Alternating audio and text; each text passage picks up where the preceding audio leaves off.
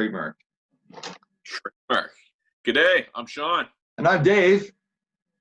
We are Barstools and Bandtalk. The complete maritime bucket list. Well, we got a burner for you tonight, kids. Let me tell you. This man needs no introduction. You might not recognize him at first, but let me tell you, you will recognize him when we get going. So cool to have this man on here. Dave and I actually went to high school with him. And we're not going to talk about that. Maybe we will, maybe we won't. But this is going to be a good one. It's kind of funny, Sean. You and I talked about this last week, and it's kind of we can kind of see a crossover happen between the music industry and the tight-knit community that happens there, and spills over to the film industry, the TV industry. And it's our pleasure tonight to welcome in Mr. Patrick Roach. Patrick Roach. And there he is. Hey, guys. How you doing? Good, bud. Just saying in the intro, we were covering this kind of in our little banter before we started, how this started off kind of as a little schleppy music thing to do, and then we talked about how music and film and everything's kind of morphing together. Yes. A bunch of people that we know them through music, and so talk about that for a little bit, because you dropped names there, and we were like, whoa, we know that guy. Whoa, we know that guy. It's just really interesting. About just the past guys, the musicians that we've met over the years. Yeah. Oh, goodness gracious. From the good old Halifax area. Yeah. It seems like everybody can play some type of instrument or something, or is a good singer, I can play the kazoo or whatever you call it. That's about it. I mean, I used to play the saxophone. Okay. I played the saxophone back, in junior high, and my band teacher's name was Mr. March. What a great guy. And get it, marching band, right? And he said, you sound real great, Pat. He said, you finally got rid of your French fry sound. Don't even know what that means. But over the years, it's I went to Prince Andrew High School, and like Caledonia Junior High, Prince Andrew High. And did both you guys go there? Yep. Same year. Right.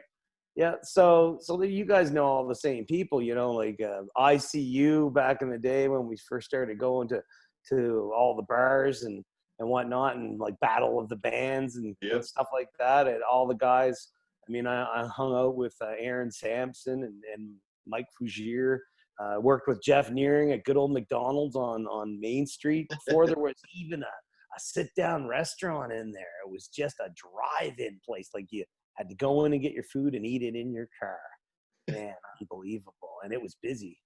But all those guys. And then, of course, the Spawning Grunions. Well, that Mike Clattenburg, the drummer of that band, he's the guy who directed Trailer Park Boys for all those years.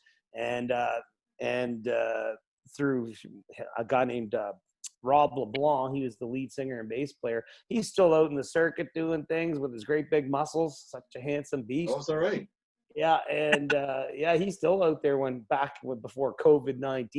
He'd still leave his regular busy business. He's a businessman, and then he'd love to get out and play and entertain. And it's such a great thing. So Blaine Morris was another guy in the Spawning Grunions, and Blaine played keyboards, and later on in life he got into doing the music for films and movies. So he does all the background music for Trailer Park Boys. Like if there's a sad, tear-jerking scene, he's on the keyboards playing, and he wrote the beautiful theme for Trailer Park Boys. And so it seems like everyone crisscrosses all over the place. True. And I mean, it used to be a time, boys. Do you remember the times when we used to all have great big boom boxes? And they call them ghetto blasters. Everyone had a huge one, right? Yeah. And we needed one for the series, and this was back a number of years ago. And what it was they wanted to have a boom box given to Bubbles from Snoop Dogg, world famous Snoop Dogg, and no one had one. Normally, we'd always have one. You'd have one for us, it doesn't matter if it was a prop. You could put the sound in for it later or whatnot, right? So it didn't even have to work, but we couldn't find one. Well, Guess who had one? Joel Plaskett had one, a huge one. And he was generous enough to loan it to us, right? So, you know, it's a small world. And I mean, the Maritimes, everyone crisscrosses, it seems. And it's such a great place to be. And I just find that it's nice to have all these friends. And I'm laughing to this day. You know, I get calls from friends going, yeah, man, we're playing here this weekend. Come on out.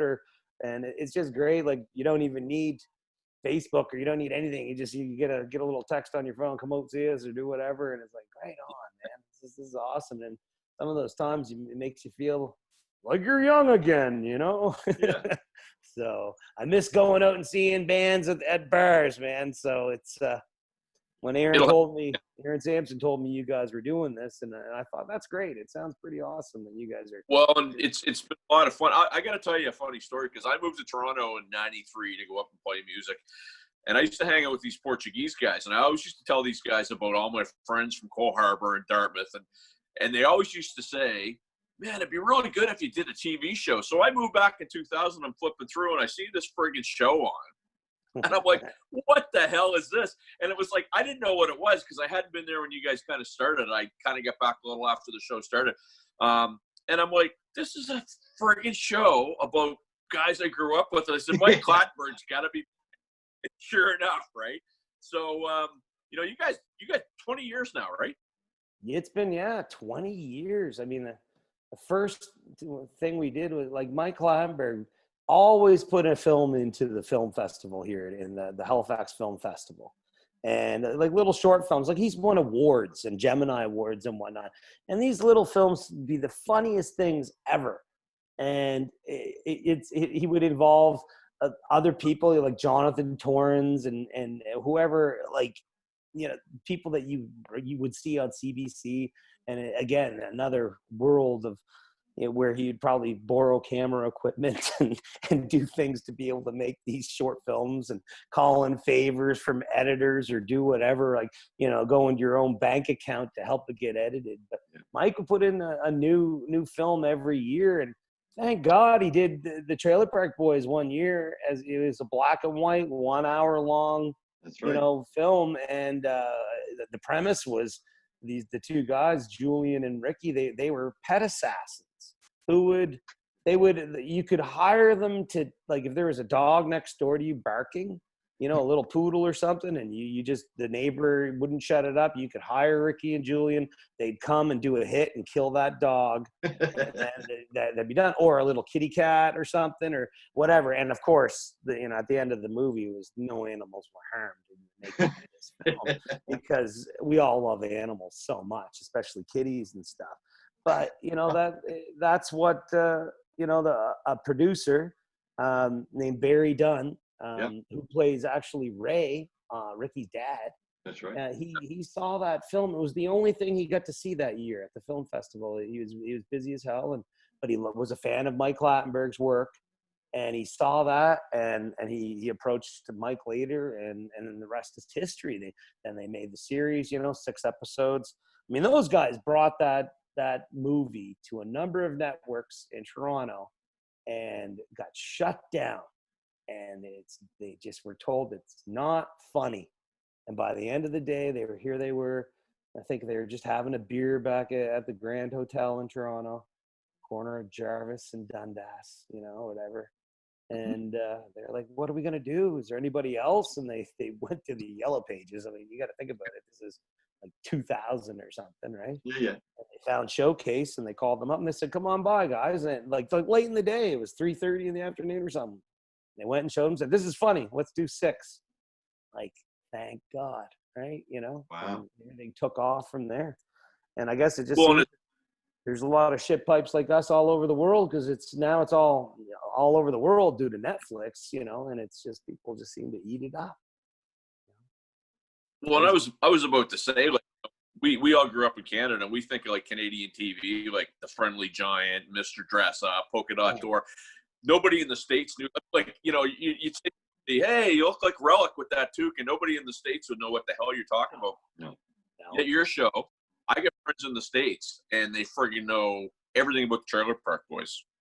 I know, it's crazy. I tell them to get a life. I say, stop, watching Get How outside. many countries is it in, Pat? How many countries is the I, series being shown in?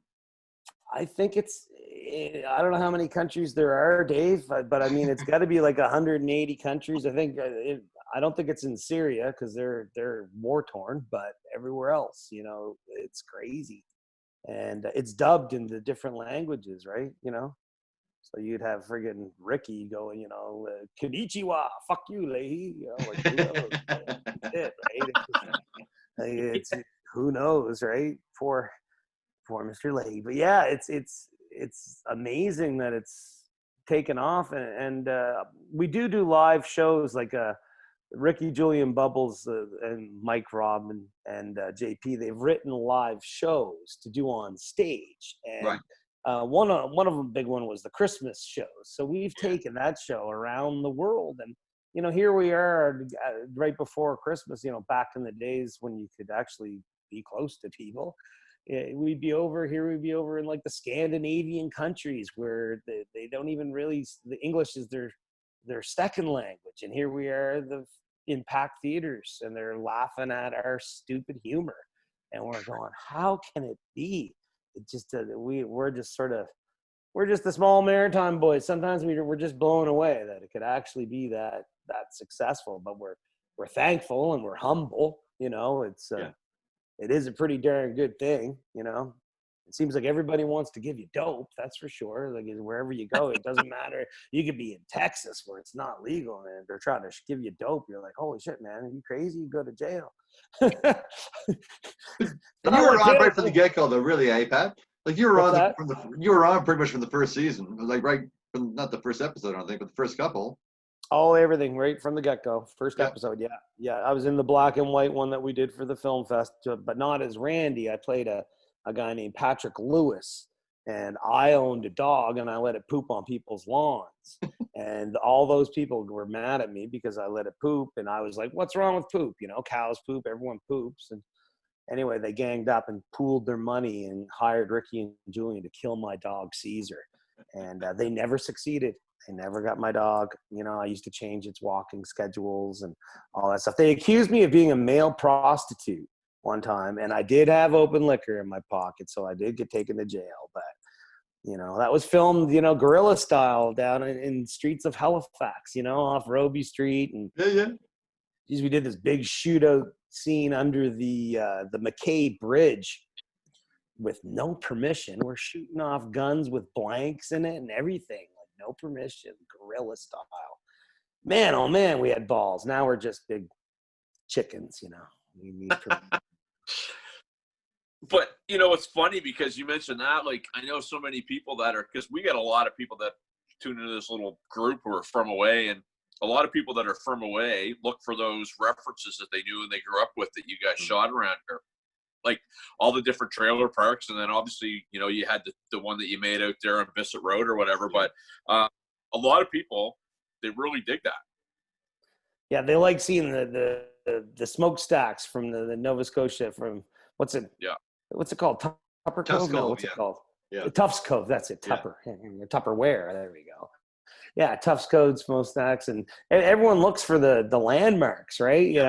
It's true when you're from here. But what's crazy is there's tourists that come and they ask around, like, where was this? Where is that King of Donair? Or where is they go on a hunt for it. And I'm going, wow, like, I never thought that anybody would come to Nova Scotia just to see where we film stuff. But I remember one time, John Dunsworth, Mr. Leahy, and I, we were doing some live shows, and we were down in Albuquerque, and I saw people walking around, guys that looked just like Walter White from Breaking Bad. People would go to that town just to see the car wash, his house, that they like, all that. And I'm going, wow, yeah, unbelievable, the power when someone really likes a series, and it's just crazy. Like, it's flattering. I talk to couples and stuff that say, we watch it before we go to bed every night. We watch an episode just to laugh and then go to bed and get up and go to work. Right. And that's pretty flattering. You would know, like, I mean, we grew up in Dartmouth, but stone's throw from Cole Harbour. You just go down Main Street and you're in Cole Harbour. Everybody knew a Ricky. Everybody knew a Julian. You know what I mean? Like, yeah.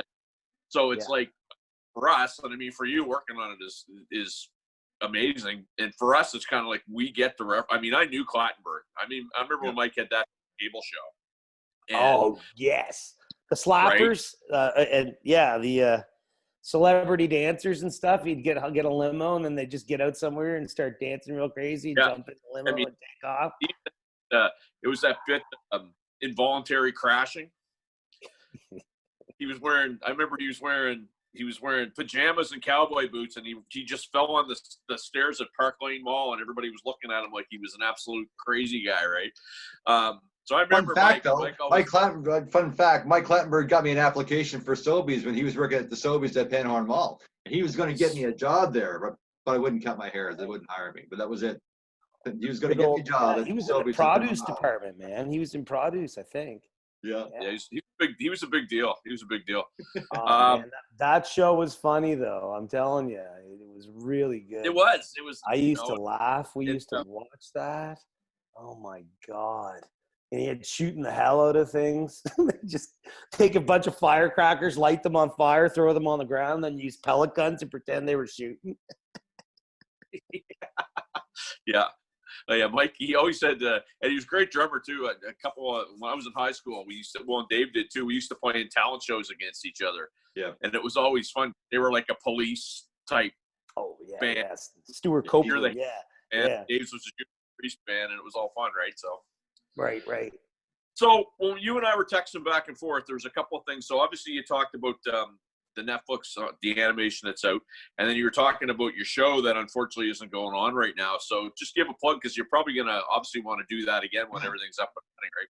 That's right. Yeah. Well, the thing is filming only takes so long, right? So it was interesting. Agent approached John Dunsworth, Mr. Leahy and I years ago and said, do you guys have a live show? And we said, no. Why? And they said, well, there's interest in you guys. People would go and see you. We said, really? I said, yeah. I said, but we don't have a live show. And the agent said, well, write one. So we did. And of course, John Dunsworth was the main steam. Like, that guy had talent just oozing out of him. And he's done Shakespearean trained actor. Like he's done, plays at Neptune, and he owned his own theater, and he's done, of course, TV and film. And so I had the best teacher in the world, right? He was the best. And we went out and we did thousands of shows. And like, we went back and forth across Canada so many times. And then, of course, did the Christmas show with the boys. It was all 5 of us who would go. And then once it got onto Netflix, we started to tour in the States. And that opened up, it's just more territory, more people, right? And the fans were aggressive. They were loving it. Like, they were just getting it, right? And they wanted more and more and more. They didn't realize, like in Canada, how long it took for us to get those little seasons out. Then they just wanted more. So we went down there. But then John passed away, and it was very sad, of course. But what happens is I sit there and I think, he would want me to still make people laugh.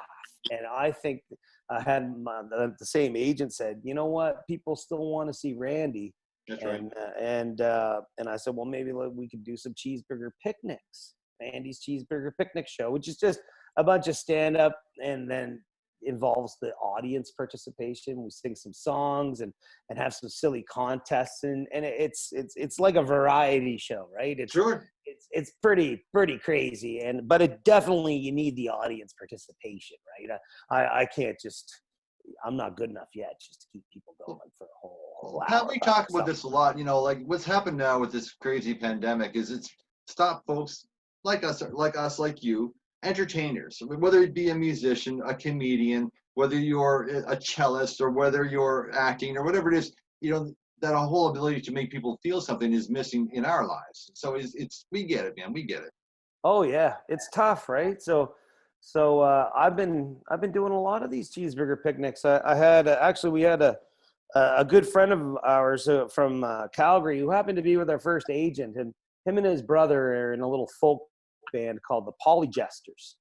And these guys are just 2 crazy Alberta cowboys, and they play every instrument known to man, and they're just silly, and they're sort of little mini comedians themselves, and they wrote some songs because what John Dudsworth always said is we need variety in our show, and he used to call me Randy a lot, even though my name's Pat.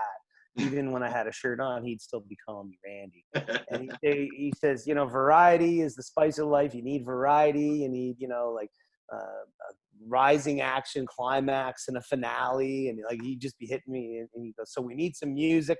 And he goes, I think we should get those boys just to come up with a couple tunes, and we'll give them a couple $100 so that they can buy some beer.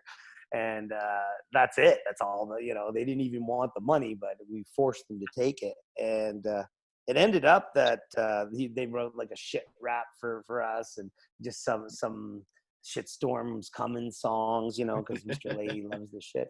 And once John was no longer with us, and there was a interest in having me do some shows, these Randy Cheeseburger Picnics, I invited Sheldon to come along with me, and Sheldon Velo, one of the Polyjusters, to tour manage and to also do a little stand-up and to back me up with his ukulele and sing those songs that he wrote.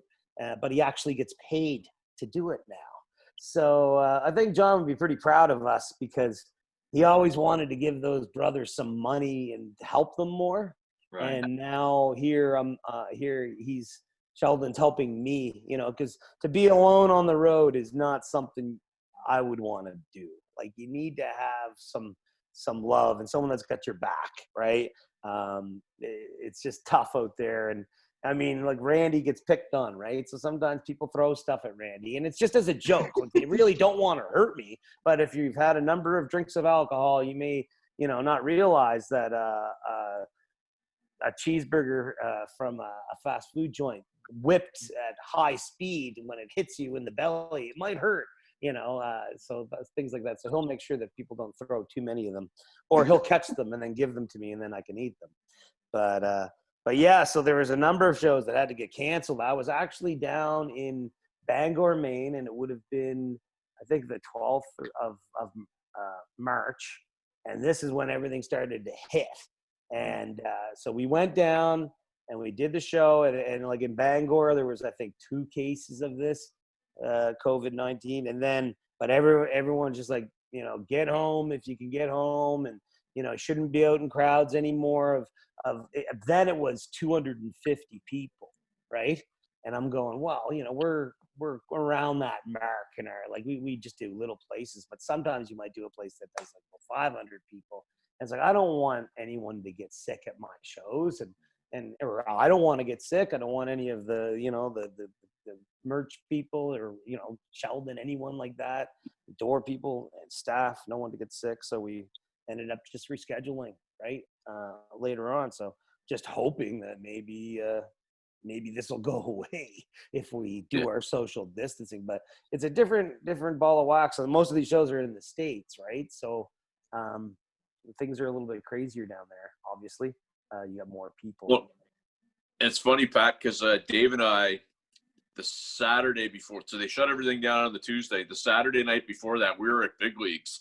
That place was friggin' packed. Like, I can just imagine.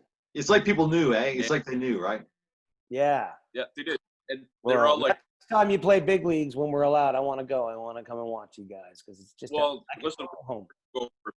One thing I want to touch on really quickly, because you guys, through the course of this awesome show that you guys have picked up some celebrity fans that have you guys have both partnered with and done some different things that some people would know about, that some people wouldn't. So why don't you just name drop a little bit? Well, some celebrity fans. So one guy that a huge fan is from Montreal, Jay Baruchel. He's a huge fan, and now actually he's on the writing team with the boys. He's also directed some of the episodes. And what a great guy he is, like a huge force. He's just always positive and full of energy, you know. Tom Arnold absolutely loves the show. Like, he knew more about it than me, and then I'm in it. So when he like got to meet all of us, like here he is acting as if he's supposed to be excited. He was really excited. It did not take any acting. He was legit so happy, right? And I even heard Robin Williams was a huge fan. He even had one of Mr. Leahy's dictionary books, which actually is Sarah on the show is John Dunsworth's daughter in real life. Right. And she is selling his dictionary book. It's just a book A to Z all about shit with poems and funny little quirks and clips and stuff. So, and all the proceeds are just going to help his wife. So, yeah, so that's available at, I believe it's johndunsworth.com.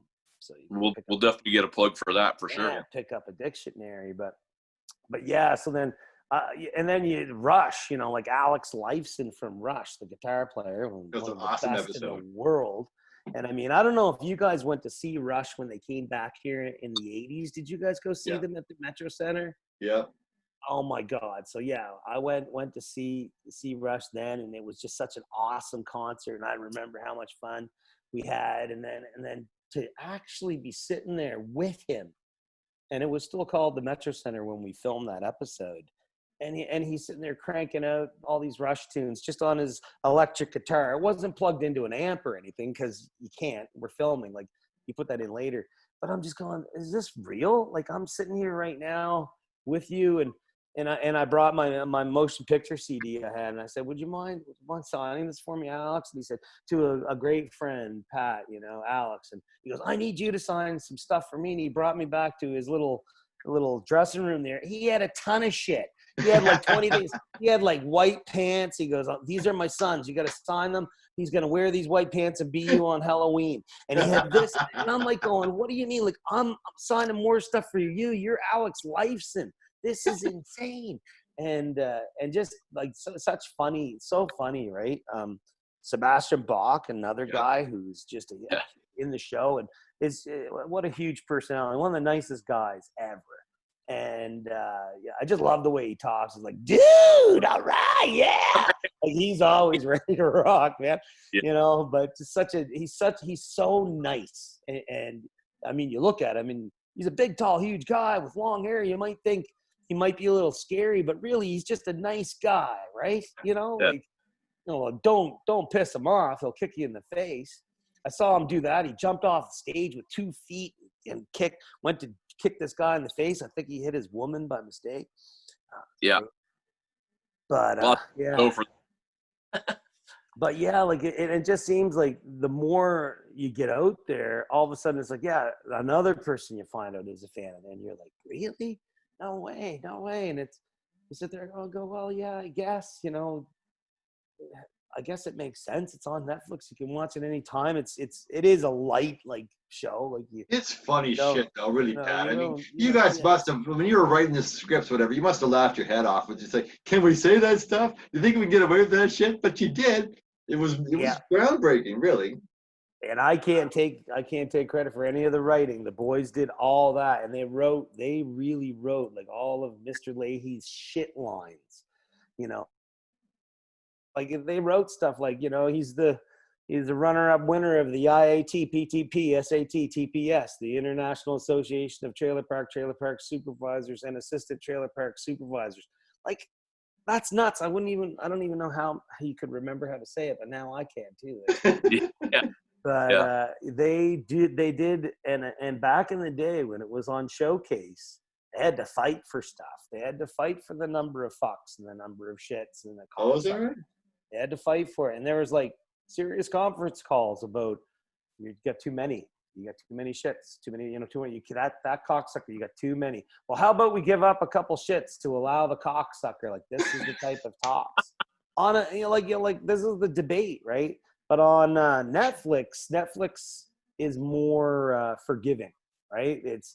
I mean, it's just, I think it's the way of the world, right? It's, you're streaming, and shows don't have to be exactly 22 minutes. You can make it a bit longer because there's no commercials. Right. So things have changed in that regard, which is good, which is kind of nice, My God, I know there's probably footage of bloopers that they've got that they could put out a whole 2-hour special of just extra shit. And it's funny stuff, because sometimes Mike Lamberg would just say, all right, we got that scene, so let's just do a free one. and then you do a free one, and it might have been real funny, but it might have been a little too crazy, and they didn't pick that one. But if people saw it, they'd be like, "Oh my God, those guys!"